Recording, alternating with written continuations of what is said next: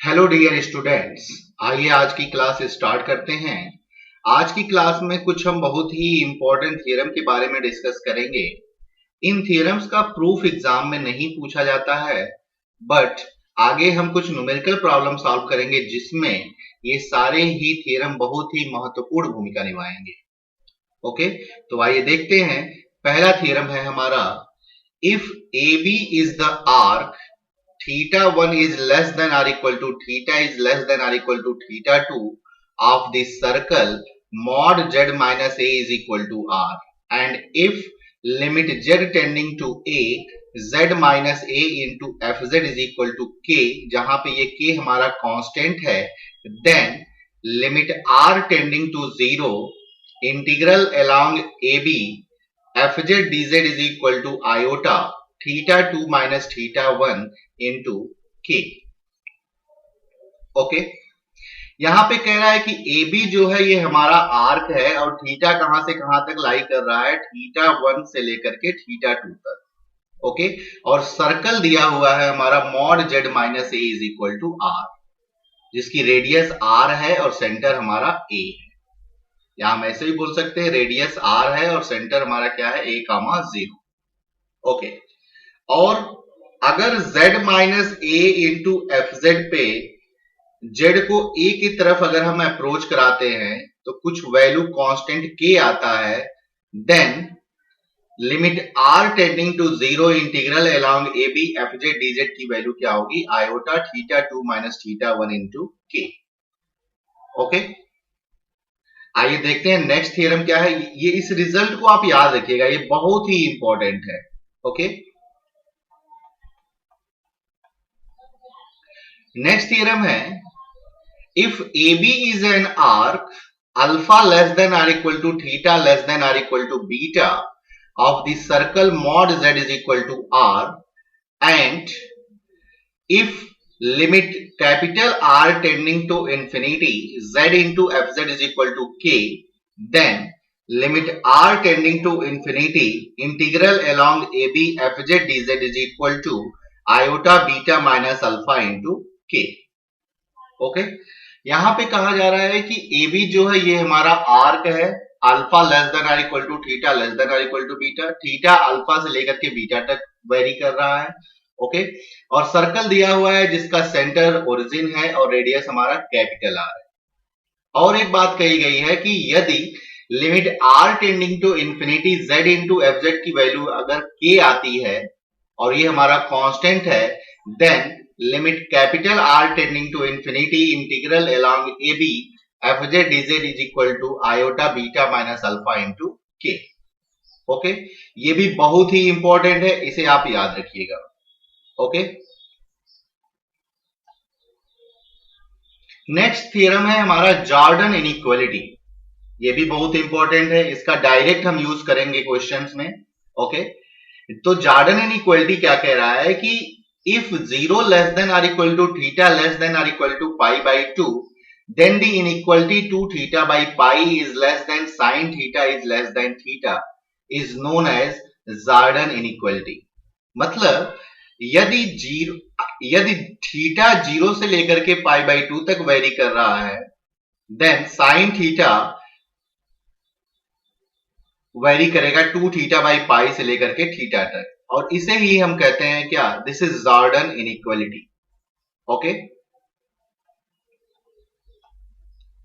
Next है हमारा Jordan lemma. ये बहुत ही इंपॉर्टेंट है, बहुत ही इंपॉर्टेंट है। आगे हम जितने भी क्वेश्चन सॉल्व करेंगे आप देखेंगे कि हर एक क्वेश्चन में जॉर्डन लेमा का हम डायरेक्ट यूज करेंगे।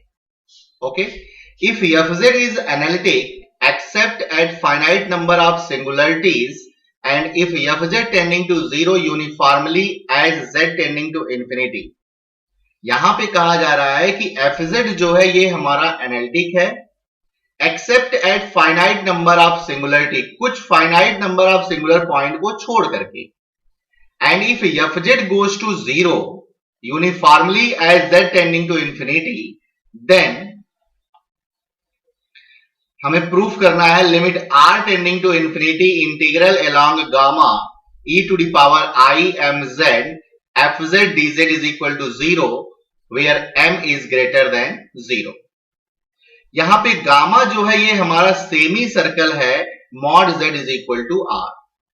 Okay, mod z is equal to r का मतलब कैपिटल आर हमारा रेडियस है और सेंटर हमारा क्या है 0 0। Okay, here capital r is taken so large that no singularity lies on the boundary of the semi circle gamma.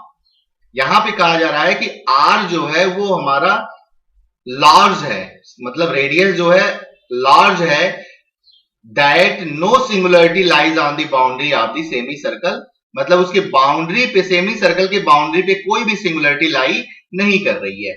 हमें ये प्रूफ करना है कि limit capital are tending to infinity integral gamma e to the power i m z f Z D Z is equal to 0। Okay, आइए इसे proof करते हैं। Since f z tending to 0 uniformly as mod z tending to infinity, इसका मतलब ये है there exists epsilon greater than 0 such that mod fz less than or equal to epsilon for all z on gamma। okay, it is given that mod z is equal to r, ये भी दिया हुआ है, हमारा question में दिया हुआ है, थ्योरम में दिया हुआ है। since fz goes to 0 uniformly as z tending to infinity, और इसका मतलब ये है therefore there exists epsilon greater than 0 such that mod fz less than or equal to epsilon for all z on gamma। okay, it is also given that mod z is equal to r, this implies that z is equal to capital R e to the power iota theta। okay, इसको हम theta के respect में differentiate करते हैं। okay, अगर इसे theta के respect में डिफरेंशिएट करते हैं तो ये हो जाएगा dz is equal to iota r e to the power iota theta into d theta. Okay, now we calculate e to the power i m z। Okay, तो e to the power i m z, z की जगह पे मैं put कर सकता हूं capital R e to the power iota theta. तो जब मैं यहां पे पुट करूंगा तो ये हो जाएगा e to the power iota m capital R e to the power iota theta. और बाय आयलर थ्योरम का हम यहां पे यूज कर सकते हैं। आयलर थ्योरम क्या कहता है, exponential to the power iota theta is equal to cos theta plus iota sin theta. So this is equal to e to the power i m r cos theta plus i sin theta. Okay, so e to the power i m z is equal to, यहां से मैं real और imaginary अगर इस iota का multiply यहां पे करता हूं तो ये हो जाएगा e to the power minus M r sine theta, जो कि यहां पे लिखा हुआ है। ओके, और एक पार्ट बच जाएगा हमारा e to the power i m r cos theta. Okay, अब देखो अगर मैं दोनों तरफ अगर मॉड लेता हूं, ये तो हमारा टोटल रियल ही है, तो ये तो ठीक है, इसमें तो कोई दिक्कत ही नहीं है, ये तो ऐसे ही बचा रहेगा e to the power minus M r sine theta. लेकिन यहां पे जब हम मॉड लगाएंगे ना, या तो इसे एक काम करो, इसे आप ब्रेक कर लो, थीटा की वैल्यू समझ लो एम आर cos थीटा है। ओके, तो ये बन जाएगा e to the power iota theta. Okay, और e to the power iota theta अगर ये बनता है तो cos theta plus iota sine theta लिख सकते हैं। ओके, और जब मॉड लेंगे तो under root cos square theta plus sine square theta is equal to 1 हो जाएगा। तो इस मॉड लेने के बाद इसकी वैल्यू कितनी आ जाएगी, 1। So e to the power I m z is equal to e to the power minus m r sin theta। Okay, अब यहां पे हम क्या करते हैं, हमें ये फाइंड करना है absolute value of integral gamma e to the power I m z f z d z is less than or equal to integral along gamma modulus of e to the power I m z modulus of f z and modulus of d z। Okay, तो mod f z की value less than और equal to epsilon है, यहां पे हो गया। Okay, अगर मैं dz की जगह पे अगर मैं यहां पे मॉड करता हूं ना, तो ये मॉड करने की वजह से ये क्या बन जाएगा, यहां से सिर्फ आ जाएगा r इंटू डी थीटा, क्योंकि मॉड आयोटा की वैल्यू 1 हो जाएगी और mod e to the power iota theta की वैल्यू 1 हो जाएगी। ठीक है, तो इस मॉड dz की वैल्यू हो जाएगी r d थीटा, तो ये हो गया r d theta. Okay, and mod e to the power i m z की वैल्यू कितनी है, e to the power minus m r sin theta, यहां पे पुट कर दीजिए। और गामा जो है वो हमारा सेमी सर्कल है, तो बड़ी सीधी सी बात है कि इंटीग्रल जो होगा वो 0 से लेकर के पाई तक चलेगा। ओके, अब इसे आपको इंटीग्रेट करना है, ठीक है ना। अब आप इसे इंटीग्रेट कर लो, तो this is less than are equal to this, और 2 theta upon pi less than are equal to sine theta is less than are equal to theta. मैंने अभी ये थ्योरम यहां बताया है जॉर्डन इनइक्वालिटी, इसका यूज भी हम यहां पे कर सकते हैं। ओके, तो जब आप इसे इंटीग्रेट करोगे ना तो कुछ ये वैल्यू आएगी। देखो एप्सिलॉन आर तो ऐसे ही रह जाएगा, और e to the power minus M R 2 theta upon pi का जब इसका इंटीग्रेट करोगे तो पहले तो इतना बचा ही रहेगा, तो वो तो है यहाँ पे, है ना। और फिर आपको क्या करना है, माइनस एम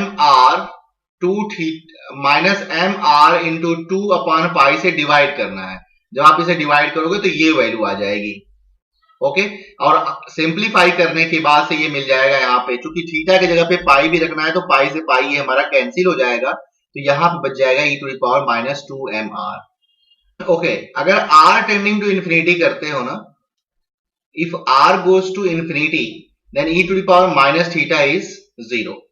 ओके, अब तो यहां बच जाएगा पाई एप्सिलॉन अपॉन 2m। तो एप्सिलॉन है क्या, epsilon is the very smallest quantity which is tending to 0। okay, so right hand side is 0, hence limit r tending to infinity integral along gamma e to the power I mz fz dz is equal to 0 for m greater than 0। तो इस तरीके से इसे Jordan lemma को आप easily prove कर सकते हैं। वैसे ये एग्जाम में पूछा भी गया है, तो इसका प्रूफ भी आपको पढ़ना है, ये बहुत ही इंपॉर्टेंट है, और आगे जितने भी हम न्यूमेरिकल सॉल्व करेंगे उसमें डायरेक्ट हम इसका यूज करेंगे। ओके, अगर कोई दिक्कत होता है तो आप कमेंट करिए। Thank you for watching this video.